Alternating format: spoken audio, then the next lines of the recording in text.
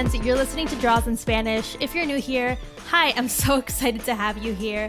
Thanks for joining us. I'm your host, Fabiola Lara. That's Fabiola Lara. I'm an illustrator and podcaster based in Philly.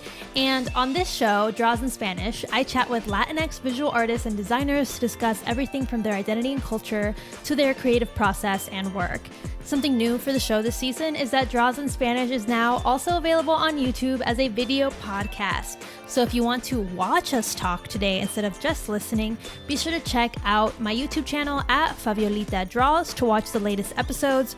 Of course, I'll leave a link to it in the show notes in case you want to go check it out. Now, today I'm chatting with Argentinian cartoonist Eugenia Viti. Eugenia is a writer, illustrator, comic artist, and cartoonist who lives in Chicago with her husband and toddler. She's published in The New Yorker and author of Be Pregnant, an illustrated companion for moms-to-be. Her comics are truly so approachable and sincere while being really clever and witty, so I'm just thrilled to get a chance to talk to her today. Keep on listening to hear us talk all about what it's like to grow up Argentinian in the Chicago area, how she found her way to cartooning, and what it's like balancing motherhood and having a creative career. Let's get into it, you guys. Let's go.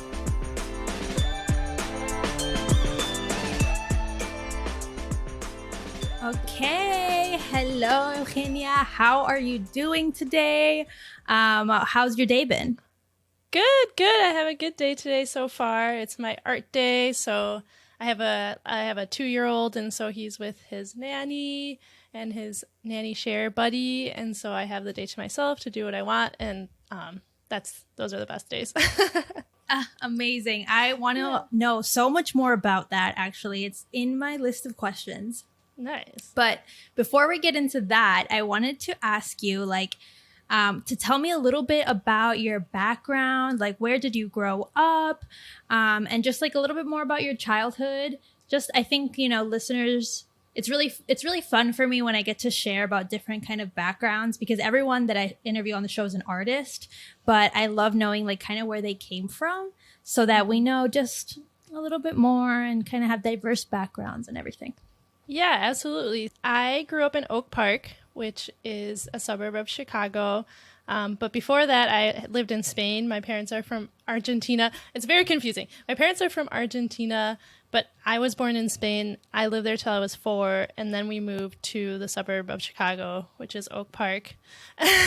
Interesting. I love hearing complicated things like that because, my parents are from Chile. I was born in Chile. I grew up in Florida. I live in Philly. I have a similar kind of like convoluted background, Yes. And I think a lot of listeners do too. So it's always like nice when you feel like, oh, okay, seen. But can you tell me so do you remember anything about living in Spain? I assume not really, but. I think because it was such a big change, like from Spain to Oak Park, I do remember maybe more than most kids do, like from 3 to 4 age range kind of. I remember I was like a very like outgoing kid. I had lots of friends there. And then coming to Oak Park, I was really, really shy because my name was really hard to pronounce and nobody could say it. And so I never wanted to introduce myself because it was just like this very, very awkward, weird moment. So I didn't really have that many friends. You are so right. You are so right. I can see that. I can totally see that happening. How do people say your name in English usually? Yeah. So normally I explain it's Eugenia, which is similar to Eugenia, just a little bit kind of easier for Americans. And then that kind of merged into Ao. So Ao is my nickname in American or in English. My mind is exploding right now. Wow, because I just have so much to say about this. I feel like I totally feel you. My name is Fabiola. I get when I tell people it, like they don't hear it. You can see it in their eyes that it's like, what? I love that like, they don't hear it. Like they just don't. It's like not processing in their mind. Mm-hmm. So I always love meeting other people that have the similar experience. Yeah. Do you have like a name that you give, like an easy name that you give? Is it AO or do you have like another name? Yeah. So if I'm just like I don't know, at the post office or like UPS or something, I just say Eugenia because that's what people would read it as in English. So I never have.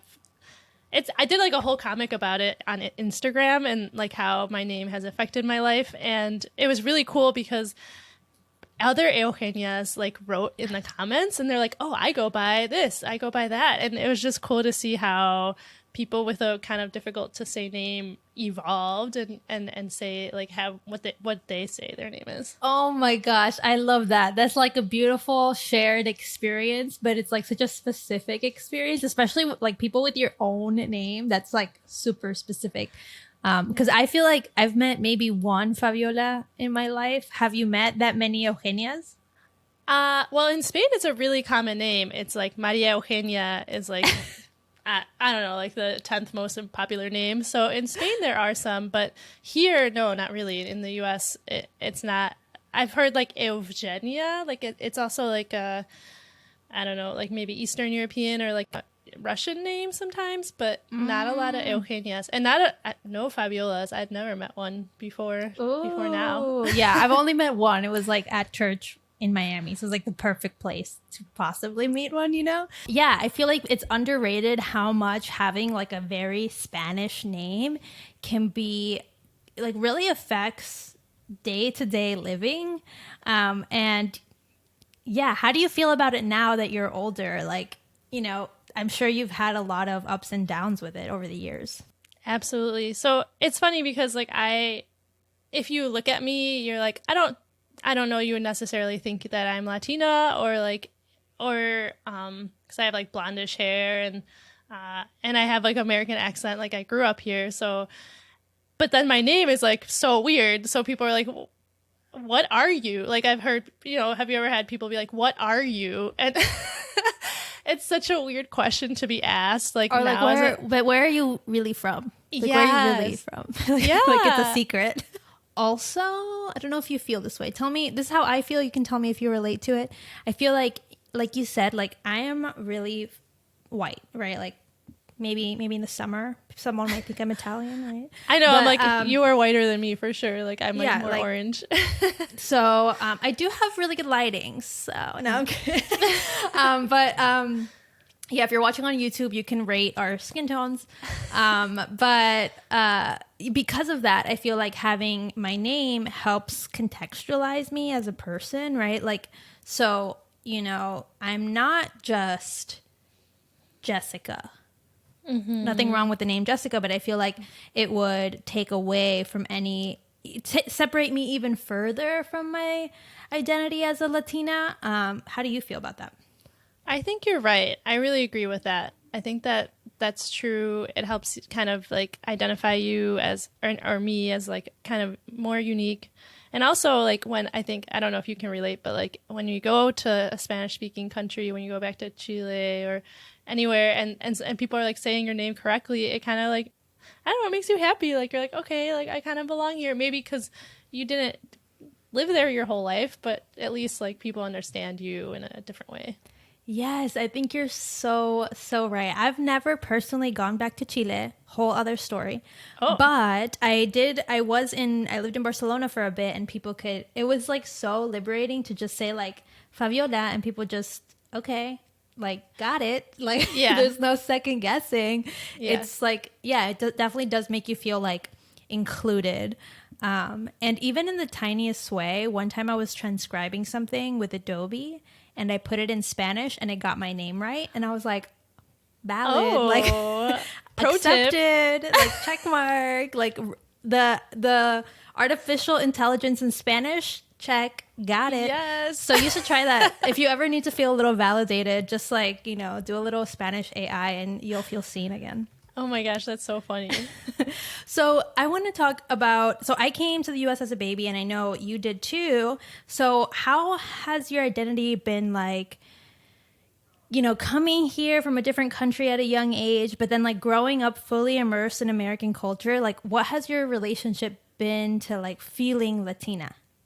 That's a good question. So I think at first, like coming here, Oak Park is a very like culturally diverse and accepting, and just a very nice place to grow up.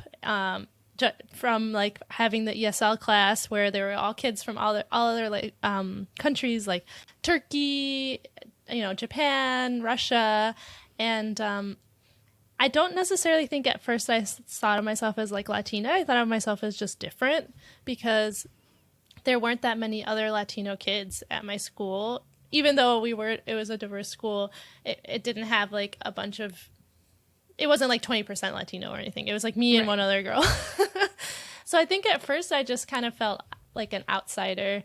And then I do go back to Argentina like pretty often, being able to go back and like relate to the culture when I go back there, and like kind of also laugh at like the chaos of some of the culture, like the warmth of the culture. I think that over time I've like grown to like love that part of me and like learn more about like what that's like to be Latina in my own way.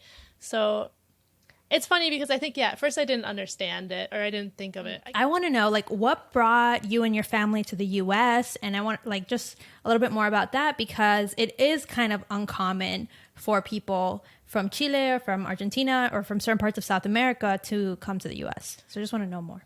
Yeah, absolutely. That's a great question. And I think that question kind of shows, like, why people are confused about, like, where me and you are probably from, because not that many Argentinians live here. Like there's not that many, and especially and Chileans, like probably even less. I think so too, but we'll have to pull up the facts. I know. Who's more rare? No, yeah, I'm kidding.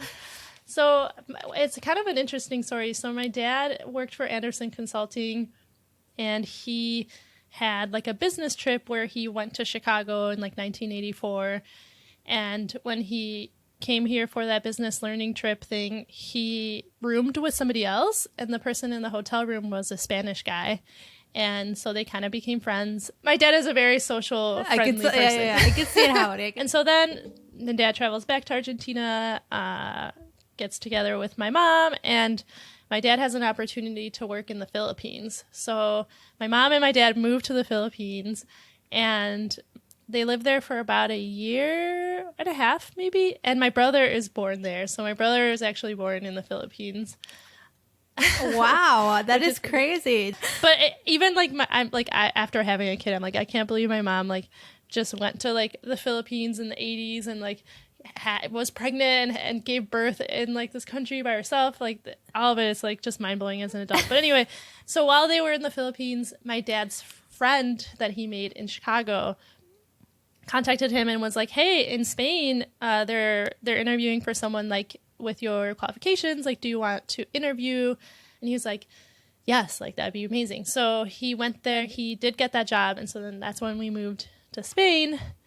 And then we lived there for about, I was born there, and they lived there for about like 6 years. And then he got an opportunity. I think he was like, he's a project manager. So he was managing like some project, and that went to the US. And so they were like, okay, you need to go to the US for a year and like lead this project in the US. But my dad did tell me, like, when he was sent to the US, someone in his company, maybe his boss, I don't know, was like, you better find a new job while you're there, because like we don't like you, basically. Like he what? Toxic. Yeah. But so yeah, he moved to the US. We had like green cards, and then he found another permanent job. That's like really interesting to immigrate under those conditions, because it is so rare for people from Latin America to come to the US with legal status. Like that is on its own like a huge rarity, because first off, the US doesn't give the statuses out easily, and second, to qualify and the expense of it all is like enormous, essentially. Yeah absolutely. I mean, my dad worked his ass off to like be able to do that, for sure.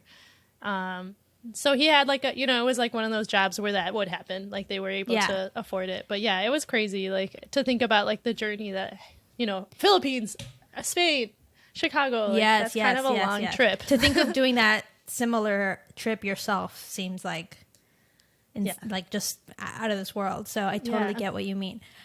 Do you think like your family was hoping to move to the US? Like it was a goal of theirs? Or do you think it was just like the trajectory of their life? I think it was my dad's goal. I think I asked him before, and he was like, I think a lot of people in Argentina think of the US as like the greatest place to live, and there are so many, opportunities and the American dream and stuff like that. So I think it was his goal to do it. Interesting. Yeah. No, that's awesome. I mean, I get it. Totally get it. How are you feeling now about your outlook on the US and living here? I'm just curious. It's such a mixed bag. I think that the US is a wonderful place. There's so many opportunities here, more than many other countries in certain ways. And even going back to Argentina, just like inflation is just insane. Like it was like 200 pesos to like $1, and then it was like 300 pesos to $1 like the next week. So just like thinking about living in that type of uncertainty, I'm so thankful to live here, just to have like a little bit more stability. But with like recent political changes in the US and like Roe v. Wade and like gun violence and how divided the country is, it does make me like sad and think about like, is the US like getting like a worse place to live? Like, would we want to live like in Canada? Like, is Canada the right place now? Or why isn't there like healthcare yet? Like ironically, my dad lives in Spain now. Like he retired in Spain because there's like better healthcare. Like there's just a kind of a better life for older people there that isn't really something that the US has to offer as much for older people. Yes. I think about that all the time because I really do think like being old in the US is like pretty messed up. Like, I'm sorry to the elders. I love it. Being old in the US is messed up. It really is. Like, I remember when I was in Barcelona, like, there's like grandpas and grandmas living in the city and they're doing good, because there's stairs, there's elevators, there's transportation, there's services, there's healthcare. So there's all these things that help you continue to have like a rich life while you're old versus here, like, it's like very isolated and you're kind of on your own because we have such an individualist society. So I just love hearing from like you have like a lot of different perspectives. That's why I wanted to ask you that question. Because a lot of people, like, if you only live here and you strived your whole life to live here personally, right? It's hard to then leave. To be like, I'm going to leave. I don't know how you feel about this, but like as an illustrator and like a creative person, I think being in the US is one of the best places you can be because we have such a big industry for those things where you can get paid like, in the 5 or 6 figures for a project.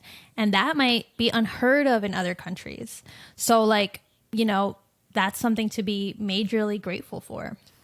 100%. Like being able to be in the New Yorker, like that's like a dream come true. And that I don't think that would have happened if I grew up in Argentina or Spain. Like there's a lot of UK artists in the New Yorker, but you have to like go to New York and like be there and, do that to be able to do that. Yes. Okay. Before we get into your creative career and like everything that you've done, can you tell me what your relationship to cartooning was as a child? It's time for a little break because I need to remind you that if you want to listen to an extra 30 minutes of this conversation with Eugenia Viti, then head over to the Draws in Spanish Patreon. By joining the Patreon at the 2nd or 3rd tier, you'll get access to past and future extended episodes. So if you're craving a little more Draws in Spanish, a little bit more conversation, longer episodes, going deeper into my conversations with each guest, go check out our Patreon. You can find it right there. All right, that's all for now. That's all I just had to tell you in case you wanted it. But now let's get back into the show. Yes. So I was listening to Pepita's interview, like to get ready for this, and it kind of was like, what would I say? So I always loved to draw. That was like my favorite thing to do. And I would do like comics and all kinds of drawings as a kid. And I loved cartoons. Like I wouldn't watch TV where there was like people on the screen. I like hated any. Yeah, just like no to realism, please. Yes, Yeah. I was like no, like do you remember I Dream of Jeannie and like Bewitched? Yes. I Dream So- of Jeannie is this one, right? Like she goes like this. Yes. Yeah. So like the beginning of those are always cartoons. And so I would always like be like, oh, maybe this time it'll be a cartoon because the beginning is a cartoon. I love that optimism. Yes. I was like, oh, maybe this time.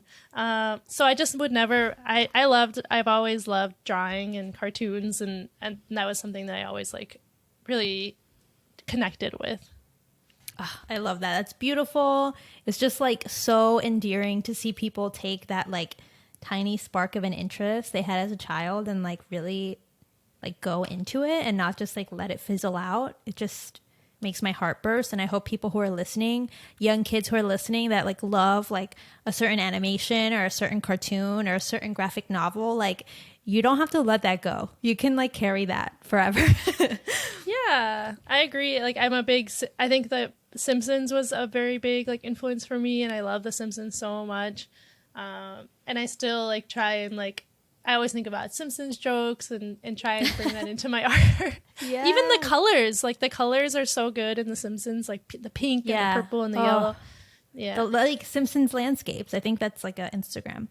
Yes. It's just dedicated to the Simpsons because they're beautiful. They're gorgeous. I think I listened or I watched a lot of Ren and Stimpy, even though I was like not allowed to watch it. Yes, But I would still like try to watch it, and I understood nothing. Like I didn't know what was going on. I was just like, I'm not allowed to watch this, and it looks crazy. But that's yeah. so funny that you weren't allowed to watch that. Ren and Stimpy is the one that's like It's gross. Yeah, it's gross. Yeah, for sure. I think like I was allowed to watch it at home because like my mom didn't know what was happening. But when I would go to friends' houses, which I was at often, they'd be like, no Ren and Stimpy.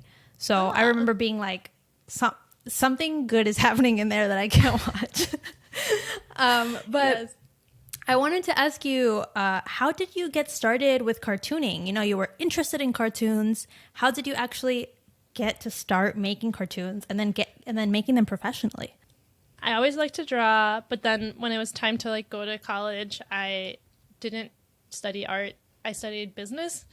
You don't know how happy I am to hear that. I love that. That's so cool. Okay, tell me everything. Why? Oh, good. How did that happen? Well, I think like part of it is like a lot of people are like, what's my parents' jobs? And I'll do that. And I didn't, even though I love art so much, I didn't think that I could really make any money doing it, which I still don't make tons of money doing art. But so I studied business, and it was really funny because I didn't fit in at all. I would be like drawing like in my like it would be like a business class, and I'd be like drawing in the on my notebook. Yeah.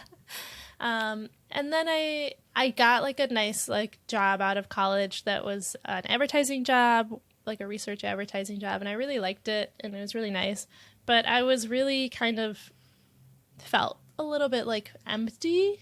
Like I wasn't doing what I was supposed to be doing. You were just like going through the motions. Mm-hmm. You were doing a good job. You were doing a good job going through the motions. You went to school, you finished school, you got the job. 100%, yeah. So I was like doing all the things that you're supposed to do that I thought I was supposed to do, but I wasn't happy doing that. I was happy enough, but I felt like something was missing. I felt like I was kind of wasting my time in a weird way. Oh, I feel that because I went to school for advertising and then I worked in the field. So I like totally relate to you.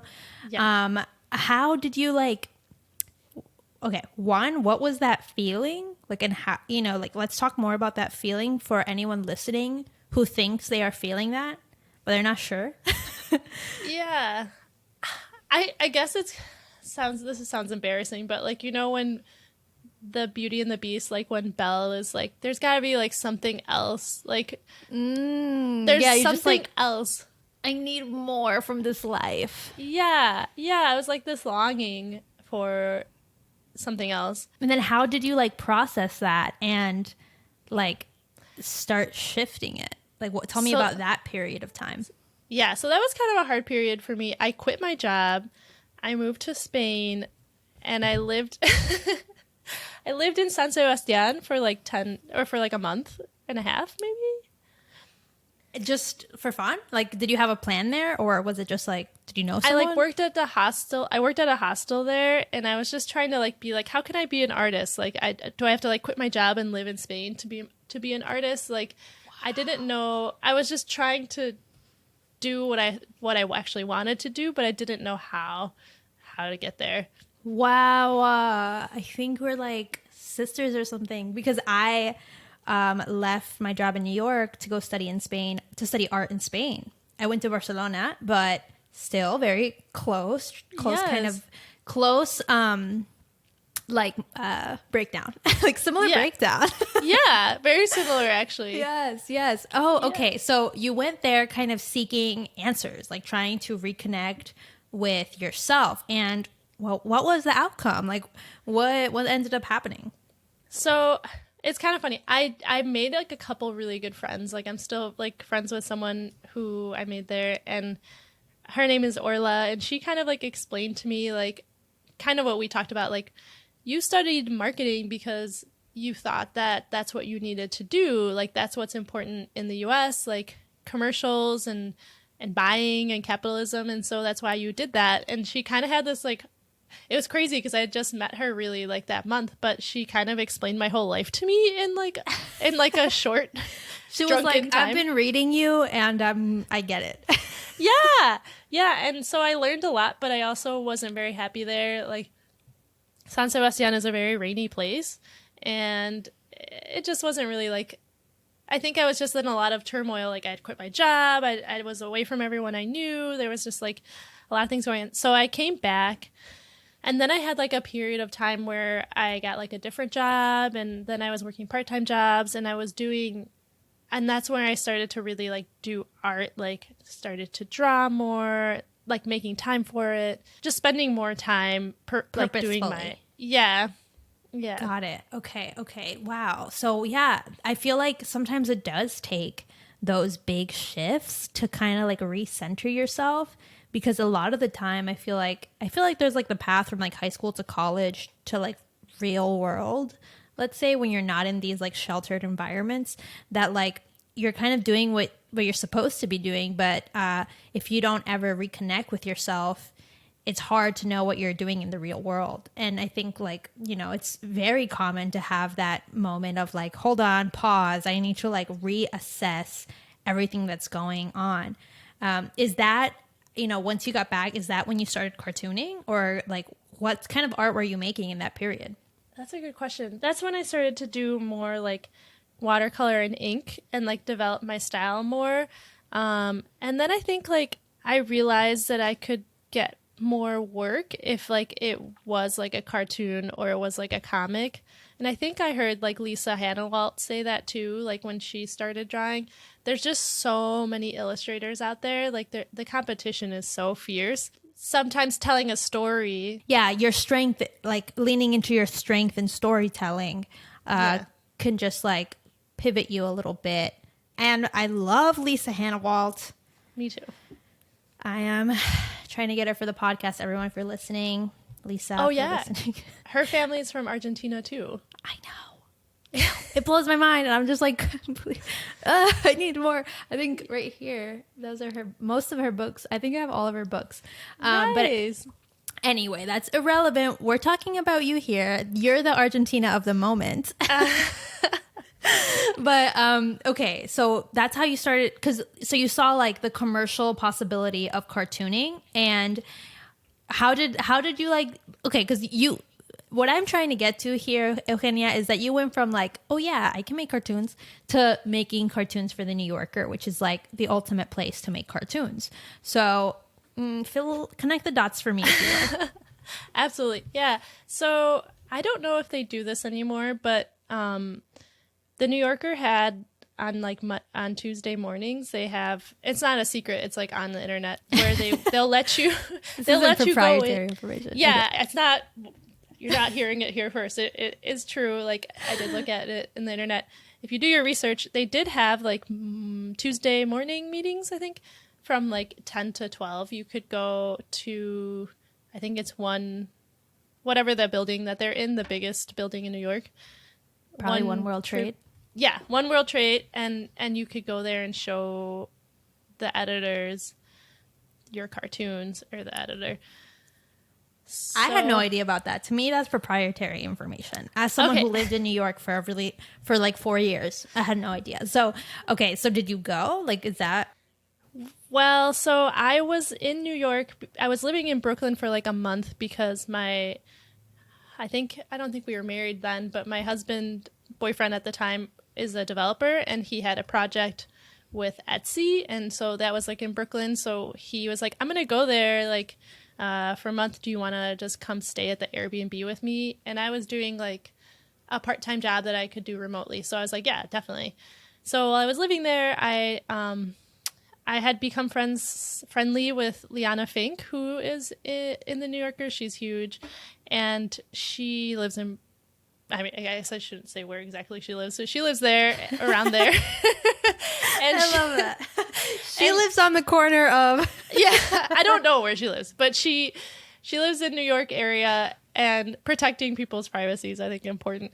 Yeah. And so she was kind enough to like get a drink with me because we were kind of fans for each other on Instagram. When we met up, she was like, you should go to the New Yorker tomorrow. They're doing the open show your cartoons. And I had known about it because I'm a big nerd, and I had like researched the whole thing, kind of like you are with your podcast and like all the details. I had like dreamt of being in the New Yorker and had researched everything. And I was just like not feeling ready. Like, you know, when you want to do something and you really want it, but you're like, well, I'm not good enough to do that. Yes. Like, I'm not ready.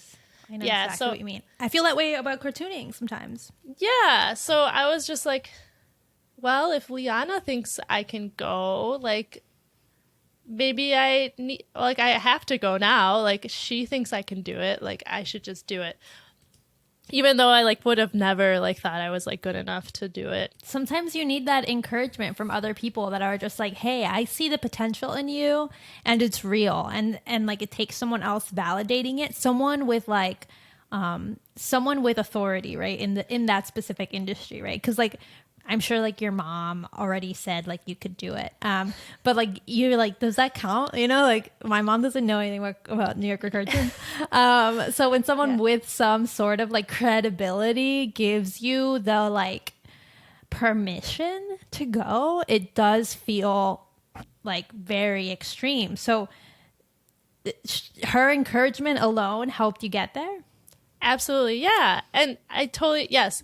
So I went and like, I just had like some drawings to show. I didn't really have like cartoons. You know, it wasn't like you're supposed to go with like a batch of 10 cartoons. But because like Liana had encouraged me, I was like, okay, I can do this. I can just meet them.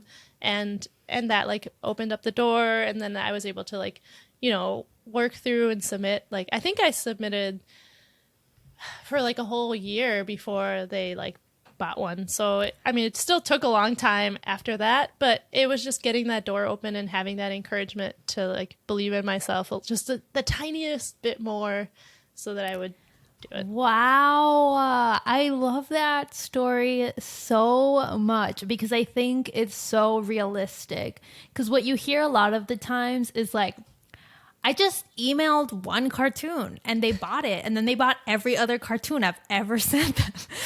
And it just worked. And you're just like, what? Yeah. This isn't happening. And I think, you know, like showing your tenacity, I guess, and like dedication and persistence is so encouraging for other people. Even just like for me, honestly, Eugenia, like I've pitched to them before, but I pitched like 2 at a time, and you know, I just kind of was like, I didn't hear back, so I'm never doing that again. And even hearing your story, I'm just like, maybe I should like think of something and like send it. But I honestly, it is so hard to understand like just like what they want is very specific, and even coming up with an idea that you see as suitable for the New Yorker is just like a whole other challenge. But I just love that your approach of just like, you just have to, keep at it, is so just like relatable. Yeah. And I've watched like documentaries, and I think like someone else who's a very like common cartoonist now, like submitted stuff for like, I want to say like 30 years, but maybe it was like 10 years. Like 10 Either years. way, 10 or 30 is a lot. He would go in for 10 years, like every week with like cartoons, and be like rejected like each time. And then he's like finally got one, and now he's like there all the time. But it's not easy. Oh my gosh. I think a lot of it too is like, you're not only competing with other people who want to be in the New Yorker, you're competing with people who are already like constantly in the New Yorker, right? So like you have to come up with something that's so groundbreaking to get your foot in the door, essentially. And that's just going to take trial and error, as we're talking about here, which is, I mean, it makes sense because, they're the highest bar, I feel like. Yeah, I think so. And like, I've always been like a big researcher and like big nerd about stuff. And I even like found like Barry Blitt, who's like a huge person in the New Yorker. Like I found his email, and like he was really nice and like responded. And I remember asking him for advice, because when I first started trying to be an artist, I just would email people and ask them for it. I'm like, how did you do it? Kind of like your podcast. Yes. And basically like it. And he was like, I remember one of his things he said was like, you have to be really lucky. Like, it's just luck. And I was like, I'm really lucky. I could do that. Like, you're like, well, thankfully I'm lucky. Yeah. I was like, good. That I do have that going for me. I am lucky. So, but oh my gosh. No, I mean, I totally can see that, because a lot of it is like an editor just like vibing with your work that day. Yeah. And or nothing else like better than your work coming in that day, which is luck, right? Like, true. Yeah. Yeah. Wow. Okay. Amazing. So how did you develop like let's say like your winning, in terms of getting into the New Yorker, comic ideas? Like, how did you kind of create that routine to make so many? Because that's something that I find really hard, is like the volume that you have to make. Yeah. So I think like for the first year, like while I was like getting used to submitting, I really didn't understand how to do it. Like, I would just do like, I don't know, like a comic about like a calendar and how like the calendar months are like created. Like March is this and January is that, and like how those started. And then you kind of have to. That's a very specific example. Yeah, I would make kind of all kinds of stuff, because I didn't really know what. I think it's kind of how you said, like, you have to just keep making. And that's like what I did. I would just like make and make and make. And then I think at one point, Pest Babies was the first one that got published, which is like a raccoon body and like a baby face in front of it. Interesting. For those watching on YouTube, I'll be sure to include it here. And anyone listening, I'll link it somehow in the show notes. But okay, tell me more. So that was like your first accepted comic? Mm-hmm, yeah. So it was like, I remember my boyfriend at the time was like, why did you draw this? It's like a raccoon with like a baby's face, or like a pigeon with a baby's face. And it was really like disturbing. Like, what is this? And that's what his feeling was. He was like, what is this? And I was like, he's like, why did you draw this? I'm like, it's funny. I don't know. You don't understand humor. Yeah. So I drew that, and then I kind of was like, okay, these can be something. I'll just draw like 5 of these or something. And then I was like explaining what they were, and I sent it to one of my friends, Stephanie Smith, who's like really funny.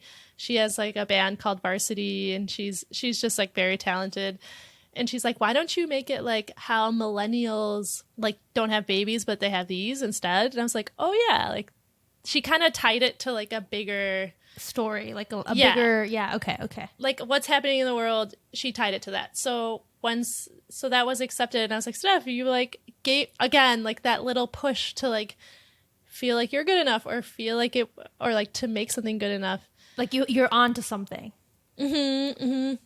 I think I needed like someone else's perspective to kind of shift it just slightly so that it wasn't like totally random. I think like my ideas are good because I can think of like really random weird stuff, but sometimes it needs to be linked to something bigger or make more sense, and that's something where, like, topical, because I do feel yeah. like there is like something newsy and like relevant to New Yorker comics where it's like very timely to the culture that we're in, and so that makes a lot of sense. Yeah, exactly. It's called Daily Shouts. It's like about the daily, what's happening, like what's going on right now. So yeah, it's exactly that. Wow. Okay. And I know that even now you collaborate a lot on comics with other people, which blows my mind because as an illustrator, I'm like, I work by myself. Like, other than this podcast, everything is just me, or like, it's very like few instances where I collaborate on my actual output of artwork. So, can you tell me about your experience working collaboratively?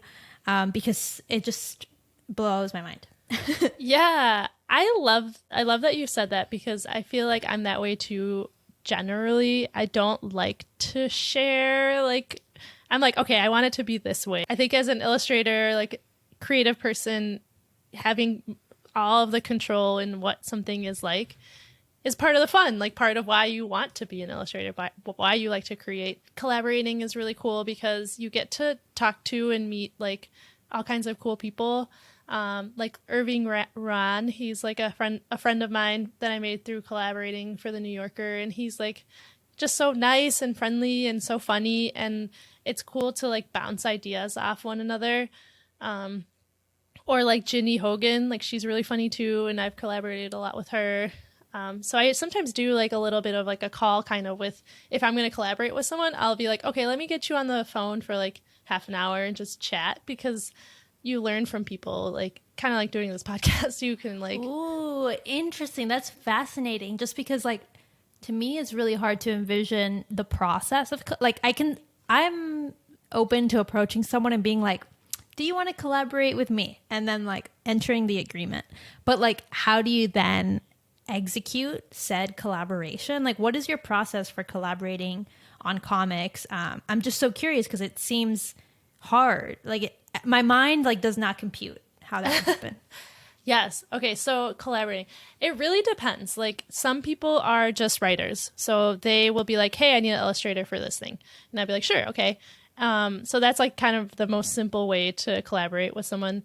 Then it can be, because I am a writer and illustrator, I don't mind like also being involved in the writing or ideas portion of it. So it can start, I guess it could be as simple as like, here's what I've written, do a few illustrations to see if it gets bought, to like, I have this idea, can you like help me write it out? And so then like we'll usually start like a Google Doc, and the person will have like their idea there, and like, the comics are split up like, yeah, you're gonna have like 6 or 10. You'll have like this main idea, and then like these details to it, and then maybe like you're like, oh, this would be funnier if it said this, so then you just like write it in.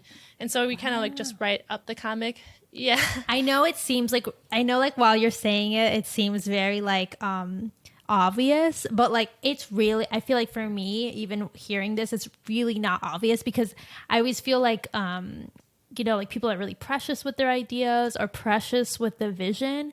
And so it's cool to think like, oh, just like a doc where we can collaborate and like bounce ideas off each other. And even what you said, like getting on the phone to kind of catch a vibe or read on like if an idea like has legs, or if it's kind of like, yeah, that's just like one thing, we can't make anything out of that. Right. Is really, really cool to know. And I'm like inspired to want to collaborate more.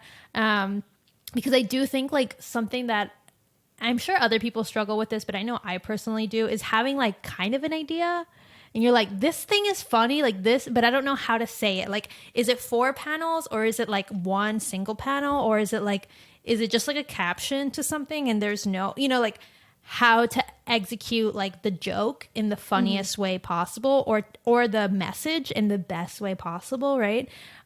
So I love that. I'm so inspired, and I hope anyone listening who's like, I'm a writer, but I'm not a I'm not an artist, or I'm an artist but I'm not the best writer, like teaming up, have you felt that that's improved the quality of your comic making, like pairing with other people? I think so. Like, there's people who've like studied humor and like studied humor writing. But I worked with someone, and she was like, this could be like a runner. Like, this could be a runner through the comic, and a runner is like, I guess, like a funny thing that kind of keeps appearing throughout. But I never learned about that. I'm like, oh, cool, a runner. Like, I got this now. Like, right, because yeah. I always forget, like, there's people who study like writing, and like there's people who study like drawing, but there's people who study writing, and like it can be related to comics. I always think comics as like an artist first medium and not as like a writer first medium. But yeah, it makes a lot of sense.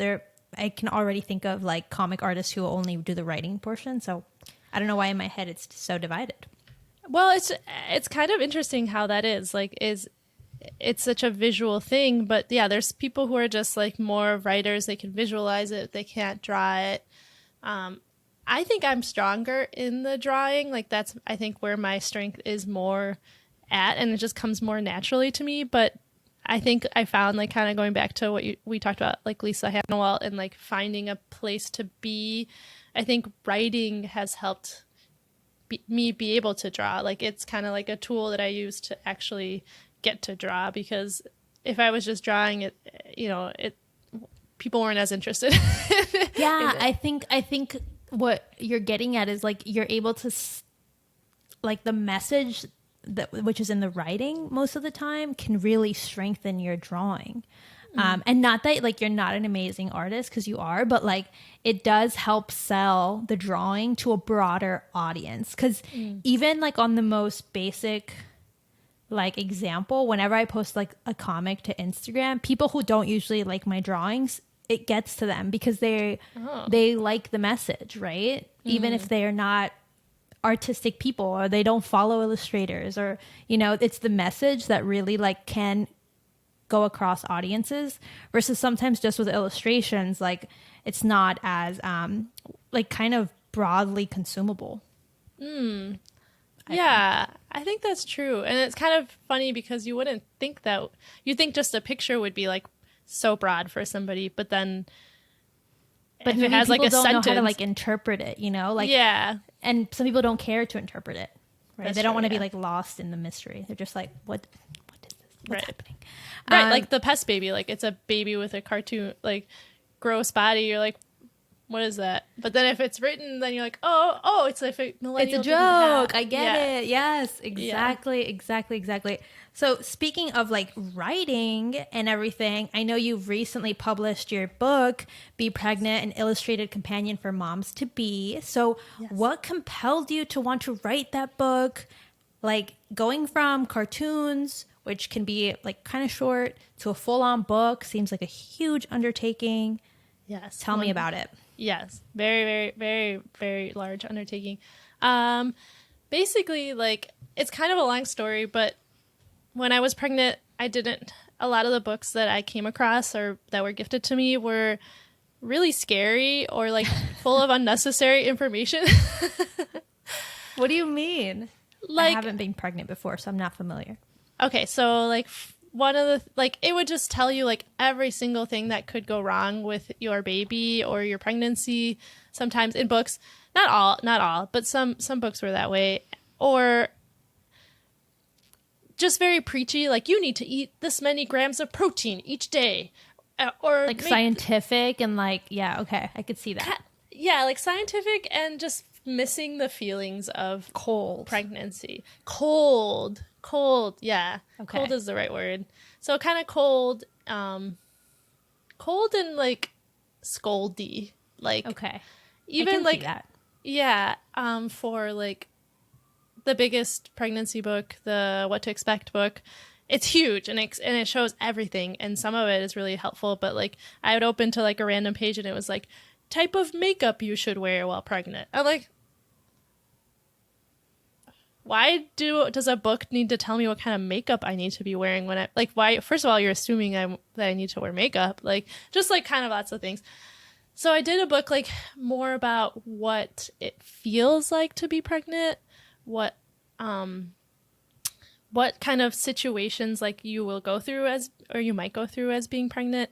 And then everything that I did that was like scientific, like miscarriage or preemies, or, you know, anything that I showed something that maybe was on the scarier side, I always tried to show like a positive light to it. Like what there's support groups for you if you have a preemie baby, or the chances of, you know, having, I forget what it's called. So your baby has that organ that it gets like all the nutrients from. I'm blanking on the name. The organ that gives your baby all its nutrients. It can be like in front of like the part where your baby's supposed to come out of. So like the plasma? Like no. Yeah. Placenta. Yes. Got it. Nailed it. Placenta. Nailed it. Thank you. So your placenta could be like in front of like where the baby's supposed to come out, and that could be a problem for you. Like that's a thing that most pregnant people should know about. But the chances of that happening are pretty low. So just like to be able to be told something could happen, but here's like the chances of it, or here's what your support you can Not have. trying to scare people. Yeah, because you're already scared enough. Like, you're growing a baby, you're going to have to deliver this baby. Like, it's already overwhelming. You don't want to be more overwhelmed. Yeah. Okay. Beautiful. That's a really good point. Like, I'm so glad that you kind of took what was missing and what you felt was missing and like turned that into like an opportunity to put your work out there and like create something that you really needed at the time. I think that's kind of like where the best ideas come from, is being like, why doesn't this exist? And just like making it exist. Yeah. We've talked so much. We've gone over like everything. We went over your career. We went over your culture. We went over cartooning and motherhood and everything. And I just want to thank you so much for bringing your perspective onto the show. And I want to ask you one last thing, which is like, how can people support your work today? Oh, nice. Well, thank you so much too for having me. It's been like a pleasure to speak with you, and thank you for letting me talk about myself for like an hour and a half. Obviously loved it. Enjoyed it. Great experience. Can I talk about myself some more? Okay. Anyway, I guess people can support me by buying my book, Be Pregnant. It's out like almost everywhere, like Barnes & Noble, Amazon, your neighborhood bookstore. Following me on Instagram, Eugenia Viti. And I guess that's it. I mean, I don't have like a marketplace right now. I don't have like posters or anything. So just supporting my book sales, I think, would probably be the best place to go. Amazing. I'll be sure to leave everything in the show notes. If you're watching on YouTube, it's linked below, so you can find Eugenia wherever you need her. And that's it for today. Thank you so much. Thank you so much. I appreciate it. All right, everyone, that's all I have for you for today. I hope you enjoyed this conversation with comic artist and cartoonist Eugenia Viti. And before you go, take a moment and remember to hit subscribe to the show if you like this episode. Subscribing is free and really helps me out so I can keep making the show for you for free. Now, if you want to connect with other Latinx artists in our Draws in Spanish community, head over to my Patreon so you can join our Discord channel and access a ton of other perks. That's all I have for you for this episode. Hasta la próxima, amigos. Nos vemos el próximo martes. Let's see you next Tuesday. For my English listeners out there, thank you so much. See you next time.